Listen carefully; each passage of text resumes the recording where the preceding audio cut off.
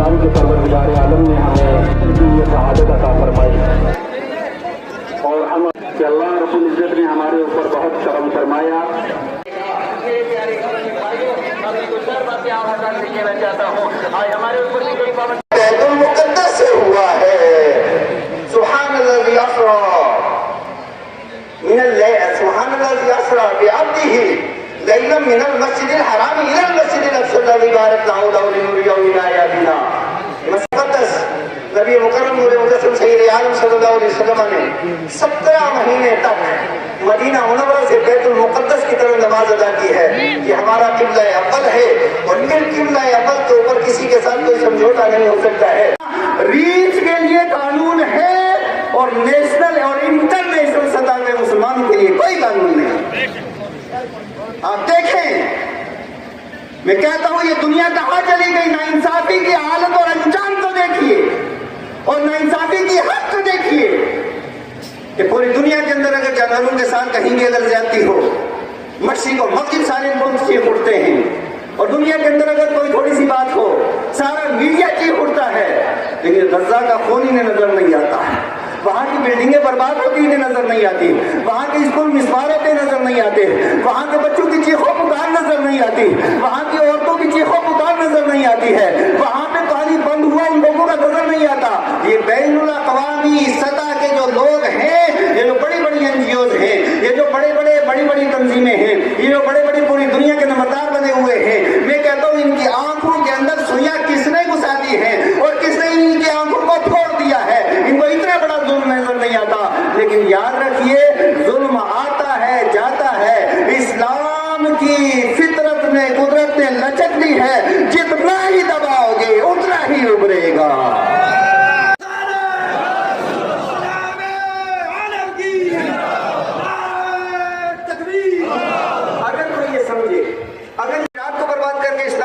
कर देंगे, अल्लाह की कसम ये उनकी भूल है। ना लीबिया के जाने से इस्लाम का कुछ होगा, ना इराक के सुबूत से इस्लाम का कुछ बिगड़ेगा, ना अफगानिस्तान के ऊपर बमबारी करने से इस्लाम का कुछ बिगड़ेगा। इस्लाम कल भी जिंदा, आज भी जिंदा, सुबह क़यामत तक जिंदा, इसलिए कि जिंदा रब ने जिंदा मुस्तफा को जिंदा मज़हब अता किया है।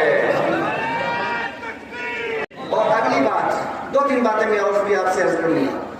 हम चाहते कि हमारा मुल्क हिंदुस्तान फूले फले, आगे बढ़े, तरक्की करे, विश्व गुरु बने, बैनुल-अक़वामी सतह पे दुनिया की ये क़यादत करे, ये हमारी दिली ख्वाहिश है। इसलिए कि ये ख्वाजा गरीब नवाज का हिंदुस्तान है, ये मुख्तियार काकी का हिंदुस्तान है, ये निज़ामुद्दीन औलिया का हिंदुस्तान है, ये साबरे कलियरी का हिंदुस्तान है, ये इमाम मोहम्मद रज़ा फ़ज़ल बरेलवी का हिंदुस्तान है। हम तो चाहेंगे कि मुल्क आगे बढ़े, तरक्की करे। लेकिन याद रखिए, एक घर के अंदर अगर 5 आदमी हो, एक बाप हो, माँ हो, एक बेटी हो, तो बेटे हो, 5 आदमी हो और पांचों आपस में लड़ते रहे, क्या वो घर की तरक्की हो सकती है? नहीं हो सकती। अगर 10 आदमी हो, 10 के 10 लड़ते रहे, आपस में तरक्की हो सकती है? तो मैं कहता हूँ तरक्की किस घर की होगी? तरक्की उस घर की होगी कि माँ बाप के दरमियान भी इत्तेफाक हो और बहन भाई के दरमियान भी इत्तेफाक हो, भाई भाई के दरमियान भी इत्तेफाक हो। जब ये पांचों मुत्तहिद होंगे वो घर तरक्की करेगा और पांचों मुंतशिर होंगे वो घर बर्बाद होगा, तबाह होगा।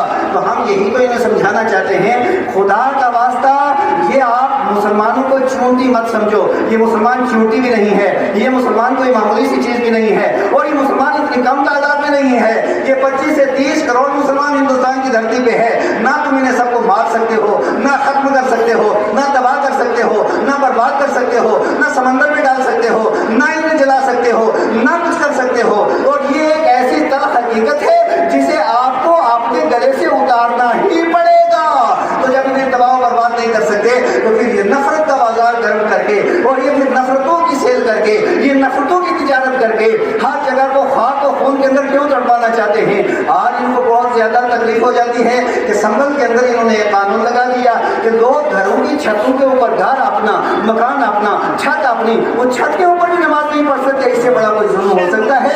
इससे बड़ी कोई ज्यादती हो सकती है? और वो भी आजाद हिंदुस्तान में, वो भी जमहूरियत के अंदर, दुनिया की सबसे बड़ी जमहूरियत जिसे कहा जाता है, उसके अंदर ऐसे काले कानून चलेंगे तो फिर बताइए कि हिंदुस्तान की तरक्की कैसे होगी, हिंदुस्तान की अज़मत रिश्ता कैसे बहाल होगी, हमारा मुल्क आगे कैसे बढ़े। मिनट से ज्यादा किसी नमाज को नहीं लगते हैं, 20 मिनट के अंदर सारी नमाज अदा कर दी जाती है। उसके बावजूद बड़ी तकलीफ हो रही है कि सड़कों के ऊपर नमाज नहीं होनी चाहिए। तो तुम्हें निहायत अदब, पार्टी का नाम आइन आदमी रखते वो नहीं है, और किसी शख्सियत का नाम आइन रखते वो नहीं, जो आइन लिखा है उसके मुताबिक सारा कुछ किया जाए। और इसी के साथ साथ मैं ये भी अर्ज करूंगा, वक्फ क्या है? वक्फ ये अरबी जुबान का लफ्ज़ है, और वक्फ का मतलब है ठहरना। इसका मतलब क्या हुआ? एक होता है वाकिफ, और एक कहता है मौकूफ, और एक है वक्फ। वक्फ का मतलब होता है वो प्रॉपर्टी जिसको वाकिफ यानी कोई आदमी देने वाला वो प्रॉपर्टी को अल्लाह के लिए दे दे। यानी क्या मतलब हुआ? बहुत से हिंदुस्तान के अंदर इस तरह के लोग हैं कि वो करोड़ों रुपए की प्रॉपर्टी उनके पास है, लाखों रुपए की प्रॉपर्टी है। अल्हम्दुलिल्लाह इस वक्त मुसलमान ऐसे हैं, पहले भी थे। आप वो क्या करते हैं कि उनको औलाद नहीं होती तो वो चाहते हैं कि मेरी ये सारी की सारी प्रॉपर्टी फलां मस्जिद के नाम, मेरी ये सारी प्रॉपर्टी फलां कब्रिस्तान के नाम, मेरी ये प्रॉपर्टी फलां खानका के नाम, मेरी ये प्रॉपर्टी फलां मदरसे का नाम। इसको वक्फ कहा जाता है। और वक्फ का मतलब ठहरना, और ठहरने का मतलब क्या हुआ? यानी जो चीज मौकूफ होती है, जो चीज वक्फ कर दी जाती है, तो आप जिस चीज को वक्फ कर दिया जाए तो आप उसके अंदर ना वरासत जारी हो सकती है, ना रहन जारी हो सकता है, ना उसे आदियतन किसी को दिया जा सकता है, ना उसके अंदर तगय्युर व तबद्दुल हो सकता है। जैसे मस्जिद के लिए एक जगह अगर वक्फ कर दी, वहां अगर कोई चाहे कि कब्रिस्तान बना ले, नहीं बनाया जा सकता। कब्रिस्तान के लिए एक जगह वक्फ हो गई, वहां कोई चाहे कि मदरसा बना लो, नहीं बना सकते। और मदरसे की जगह अगर कोई कब्रिस्तान बनाना चाहे, नहीं बना सकता। क्यों? कि वाकिफ ने जिस चीज के लिए उसे वक्फ किया है वो उसी के साथ रहेगी। तो मैं पूछना चाहता हूँ, हमारे आबा अजदाद ने इतनी प्रॉपर्टी वक्फ की है, अब उसके बाद जनाबे वाला ये सारे गिन ले आए कि अब इस वक्त को जो है इसके अंदर तगय्युर व तबद्दुल होगा, ये होगा, वो होगा। जब ये प्रॉपर्टी हमारी है, हमारे आबा अजदाद ने वक्फ की है, मस्जिदें हमारी हैं, मदरसे हमारे हैं, कब्रिस्तान हमारे हैं, ईदगाहें हमारी हैं, तो बताओ फिर इसके ऊपर कानून भी हमारा होना चाहिए या किसी और का होना चाहिए? और फिर ये वक्फ आईन हिंद के अंदर है कि 4 चीजों के अंदर आईन हिंद। आप आर्टिकल 25, 26, 27 उठा करके अब इस ताल्लुक से अगर इस तरह तगय्युर और तबद्दुल के बढ़ेगा, मुल्क तरक्की नहीं करेगा और ये इंतशार होगा, और जब उसके बाद इस्लाम आते हैं तो हम चाहेंगे कि यहाँ भाईचारा कायम रहे, हम चाहेंगे आईन की बालादस्ती रहे। अल्लाहु अकबर।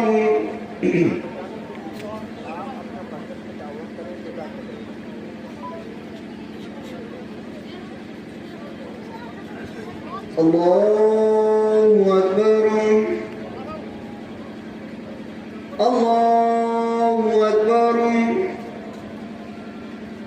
अल्लाहु अकबर।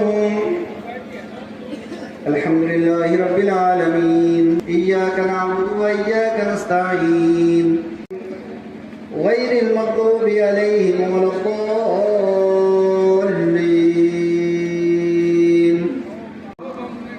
वइन तुबदू मा फी अनफुसिकुम फयग़फिरु लिमन यशाअ व युअज़्ज़िबु मन शैइन क़दीर। आमन अर्रसूलु बिल्लाहि व मलाइकतिहि व कुतुबिहि व रुसुलिहि समीना व अताना गुफ़रानक रब्बना व इलैहिल्लाहु नफ्सन इल्ला वुसअहा लहा मा कसबत व अलैहा ला तुआखिज़ना इन नसीना अव अख़्ताना अलैना इसरन कमा हमलतहु अलल लज़ीन।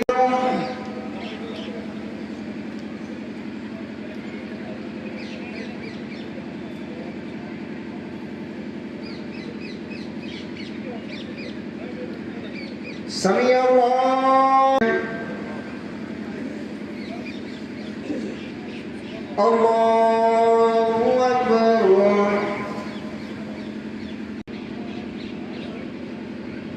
अल्लाहु अकबर, अल्लाहु अकबर, अल्लाहु अकबर। अल्हम्दुलिल्लाहि रब्बिल आलमीन, अर्रहमानिर रहीम, मालिकि यौमिद्दीन, खैरु मौत फमा युकज़्ज़िबुका बअदु बिद्दीन। अल्लाहु अकबर।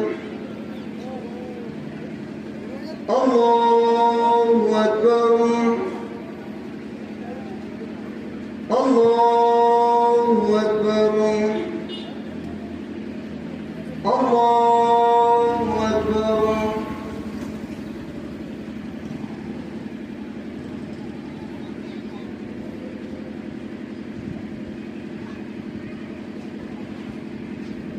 سمع اللہ لمن حمدہ اللہ اکبر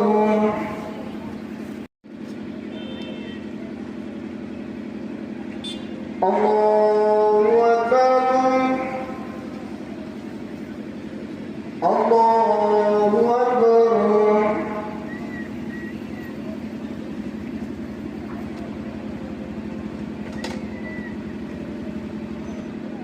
اللہ اکبر ورحمۃ اللہ السلام علیکم ورحمۃ اللہ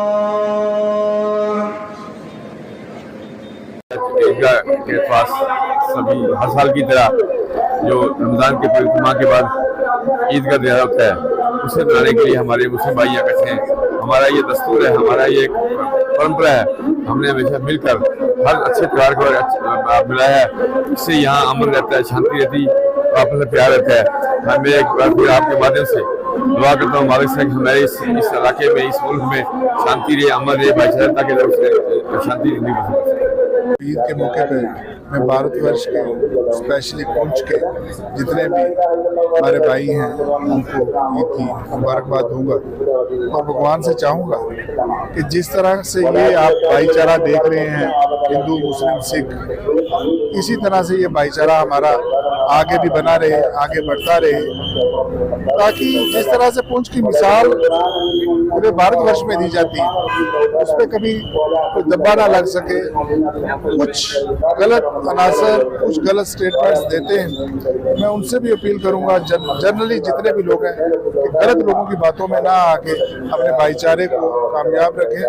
اور ہر تہوار جیسا کہ اب نوراتروں کا تہوار اشٹمی آنے والی ہے, بیساکھی آنے والی ہے, سب کو مل کے اچھے سے منائیں. اور اگر ہم ایک ہو کے سبھی ہندو مسلم سکھ ایک رہیں گے, بھارت ورش کو دنیا کا ایک نمبر جو کنٹری ہے, جو ہم بھارت ورش جیسا کہ مودی جی کا سپنا ہے کہ بھارت کو نمبر 1 دیش بنانا ہے تاکہ کوئی بھی ہم کو ٹیڑھی آنکھ سے نہ دیکھ سکے, اس سپنے کو کامیاب کرنے کے لیے ہمارا جو آپس کا بھائی چارہ ہے بہت ضرورت ہے. دھنیہ واد. فطر کے موقع پہ تمام ہندوستان کی مسلمان بھائیوں کو, عمومی طور پر جموں کشمیر کے مسلمان بھائیوں کو خصوصی طور پر مبارکباد دیتا ہوں کہ یہ عید الفطر کا جو خوشی کا موقع ہمیں آیا ہے. یہ رمضان 30 روزے رکھنے کے بعد جو سیام بنایا, ہم نے روزے رکھے, تراویح پڑھی, زکوٰۃ دی, تو اس حوالے سے آج خوشی کے موقع پہ میں ہندوستان کے وزیر اعظم کو, ہندوستان کے ہوم منسٹر کو, لیفٹیننٹ گورنر صاحب جموں کشمیر کو, چیف منسٹر صاحب عمر عبداللہ صاحب کو بھی مبارکباد دیتا ہوں, اور خاص طور پر جموں کشمیر اور پیر خطہ پیر پنجاب کے لوگوں کو مبارکباد دیتا ہوں. اور آپ کے حوالے سے ڈی سی ایس پی صاحب کو بھی مبارکباد دیتا ہوں کہ انہوں نے بھی بڑے تعاون, انہوں نے میٹنگ کال کی تھی. تو یہ مذہب جو تہوار ہوتے ہیں, مذہبی تہوار, یہ تہوار ہو, رام نومی ہو, نوراترے ہوں, یا ہولا ہو, ہولی ہو, یا بیساکھی کا تہوار ہو, عید ہو, عید ملن ہو, جو بھی ہو, یہ ہمیں مل جل کے تہوار بنانا پڑتا ہے اور بناتے ہیں. ہمیں وراثت میں یہ چیز ملی ہے. میں آپ کے ذریعے اپیل کروں گا کہ آپ مل جل کے تہوار بنائیں. اور جو ہمارے بھائی کٹھوا میں, جموں میں, رجوری میں, یا ہیرا نگر میں, کلگام میں جو ہندو مسلمان سکھ جو قتل ہوئے, جو غائب ہوئے ہیں, آج ہماری اظہار ہمدردی ان کے ساتھ ہے. اور ہم چاہیں گے کہ یہ سادگی سے ہم عید منا رہے ہیں, اور ہم کہیں گے کہ حکومت سے مطالبہ کریں گے کہ جنہوں نے بھی یہ فیل کیا ہے ان کو کافر کردار تک پہنچایا جائے, ان کو کارواقع سزا ملنی چاہیے. آپ میڈیا حضرات کا بہت بہت شکریہ.